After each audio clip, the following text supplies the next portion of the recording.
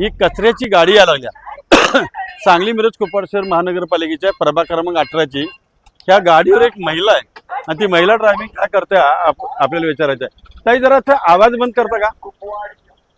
बंद करा, थोडी गाडी पण बंद करा. मला तुमच्याशी बोलायचं आहे.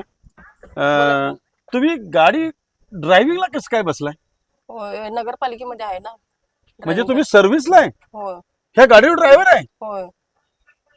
सॅल्यूट आहे तुम्हाला. जरा खाली याल 1 मिनिटासाठी.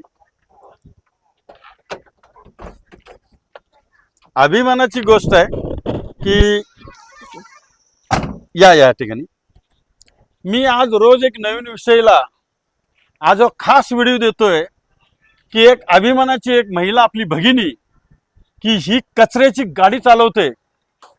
महाराष्ट्रामध्ये किंवा देशामध्ये 50% महिलांना आरक्षण आहे, पण या आरक्षणामध्ये आज तागायत मी सांगली मिरज कोपरगाव शहर महानगरपालिकेच्या हद्दीमध्ये एकही महिला ड्रायव्हर बघितलं नाही.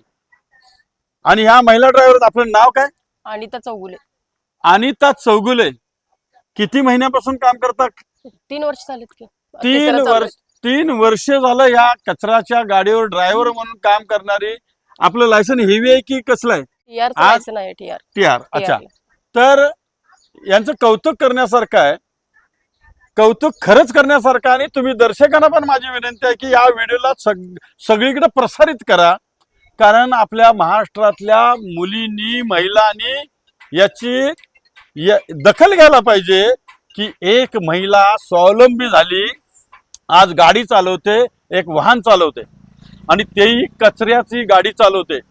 अभिमानाची गोष्ट आहे. आपण कायमस्वरूपी आहात? कायम नाहीये. मग कसे आहे? टेंडरवरती. टेंडर धारकाकडून तुम्ही काम करताय.